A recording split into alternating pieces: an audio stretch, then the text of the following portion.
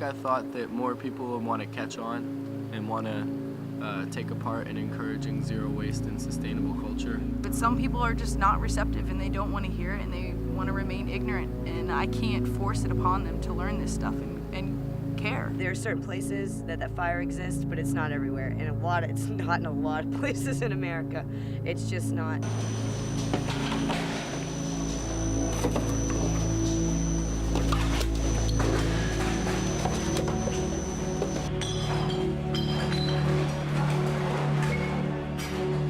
There's not a whole lot of understanding about what we can or should or want to do about any of this. So a lot of times it's just us in the media, slogging through a community, and it's pretty depressing sometimes. It's not necessarily about knowing that you're going to pick up every single piece of garbage in the North American continent or anything, but about being able to get it up and showing to people, like, this was yours, like, this is yours, this is still yours, you live with this.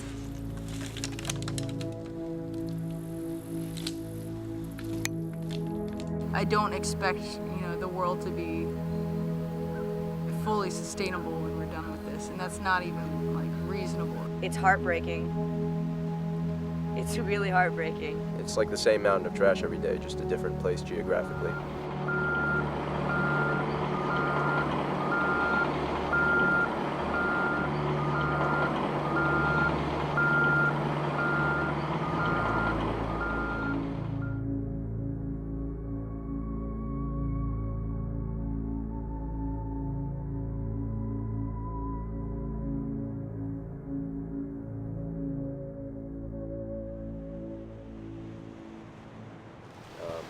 I guess I came up with the idea for Pick Up America to walk across the country and pick up trash.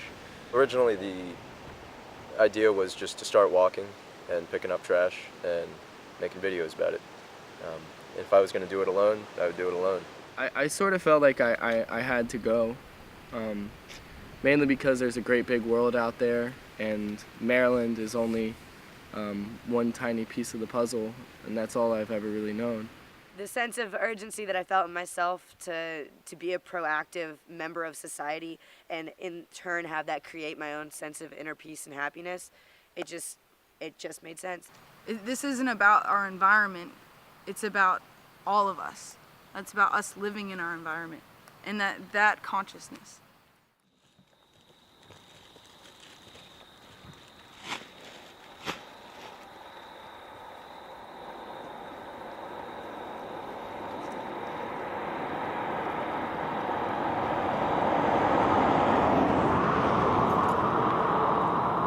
To be honest, I don't really know where we are on 52.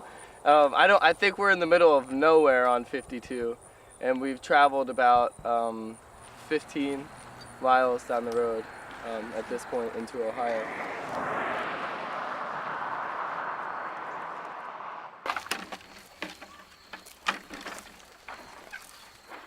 Car debris, most common thing we find. It's all about the cars.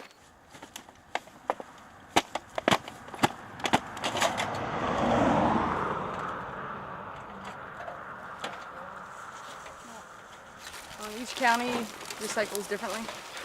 So here they do 1s, 2s, and aluminum, and we just throw whatever metals and plastic bags in, and then everything else goes in there. Depending on the state we're in, the Department of Transportation for the state will come and pick the bag up for us. And usually they don't recycle here, so the Department of Transportation doesn't, so we'll have to put everything in the bag, but if we're lucky and we find a community member who will pick up recyclables for us, then we will.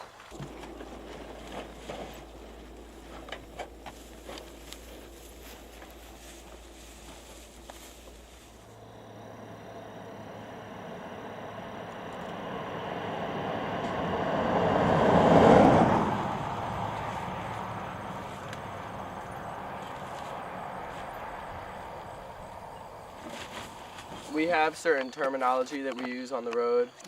One is co-bagulate, taking two bags and combining them. Co-bagulate.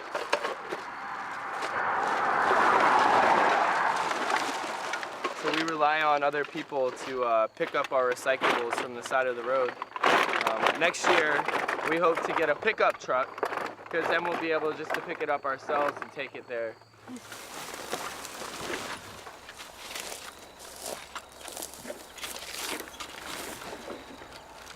To dispose of trash in the country, they don't have roadside pickup, curbside pickup in a lot of places. So you got to haul your own trash to a dump, and it costs money. So a lot of times people end up just chucking it on the side of the road. This is terrible. And then like a lawnmower comes by and shreds it all up. Yeah.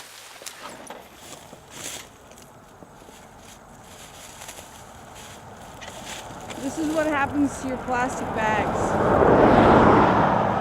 The oceans are filled with this plastic.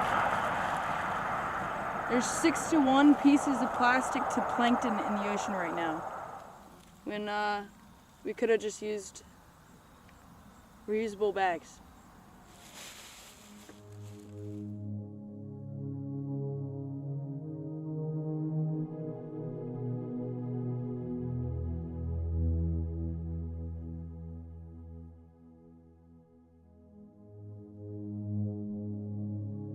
This whole thing is sort of a big performance piece. Walking across the country is a big performance to just show how much trash we produce. Like, yeah, we're picking up trash and we're like giving all these statistics and like showing people like really how much we're consuming. And this is only on the side of the road. There's so many people we need to talk to and so many people we need to educate. And trash is the most visual rallying point in America. Everybody can conceptualize what trash is. Why do we use so much stuff? Why do we consume so much? Like everything that we own comes in packaging. Nothing's clean or nothing's sterile unless it comes in plastic packaging. You could recycle that plastic bottle, but it's what, maybe 2%, 3% of those plastic bottles in the country even get recycled? That doesn't make sense.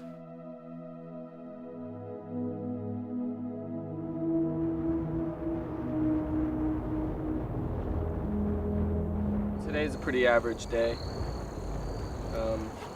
Dropping, maybe a bag every 40 feet. We average about 100 pounds per mile. But since we've been in Ohio, I think we've been averaging close to 300 pounds per mile. I don't even know. That's all from just about 2 miles of road here. When we total it up, I bet it's going to be around 1,000 pounds.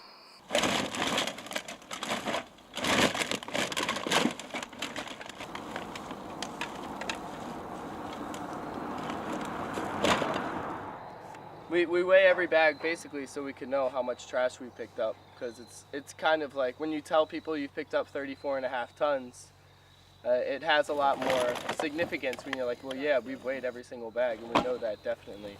16. 27. I don't know how many drops we've had so far, but I'd say it's somewhere around 13,000 or 14,000 individual bags that we've put down on the side of the road.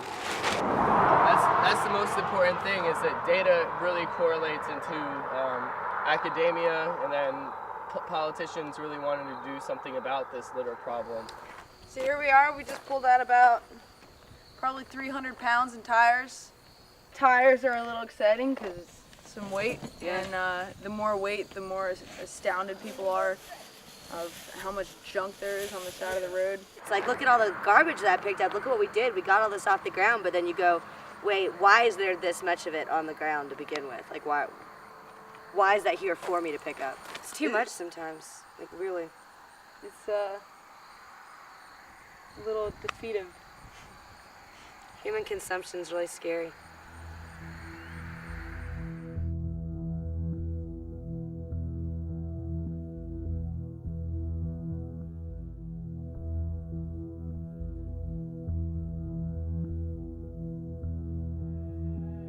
The trash that we find on the side of the road is indicative of so many of the environmental and social problems that we have in the world.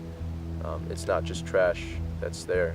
Now, we have gone very far away from understanding these natural processes of ecosystems and our place within them. Humans are the only species on Earth that create a type of waste that isn't usable to anything else, to any other organism. It's not just about litter, it's about consumption. we're constantly being toyed with to think that we need to do all these things and have all these things and buy and waste. And it's just this cycle that we're stuck in. You know, it's not sustainable. We keep taking things out of the earth too quickly. The extraction of those resources, you know, relates to the exploitation of people in other countries. The production of those resources relates to the pollution causing cancer in different communities around our country. How the consumption of those resources that eventually become waste contributes to the unhappiness of an entire privileged generation. They're not just wasting their resources, they're wasting their time. Their time is their life. And tapping into that is sort of the healing process that we need to get back to understanding our place within nature.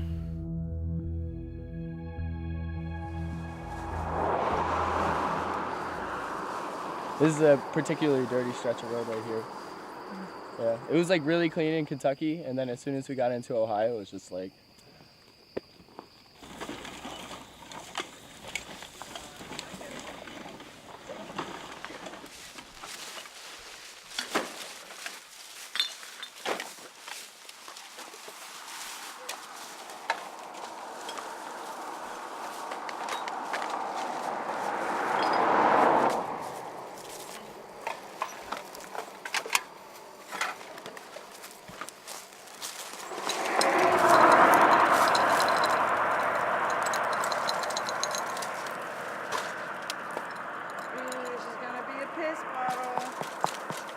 They stink so bad. You don't want to smell it. I wonder if it's pee. oh God, that's pee.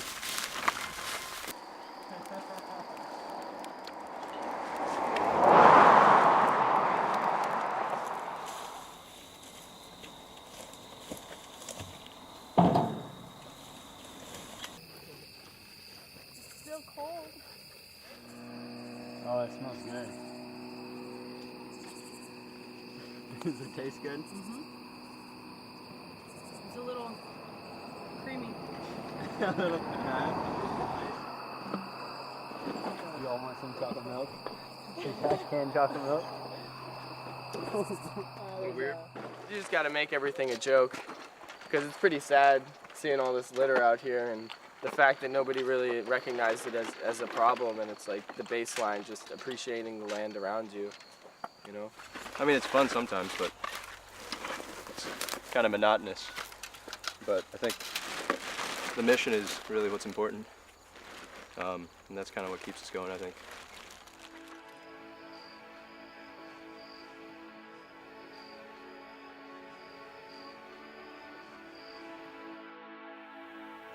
Just look at this. Like, that's my statement. Get angry.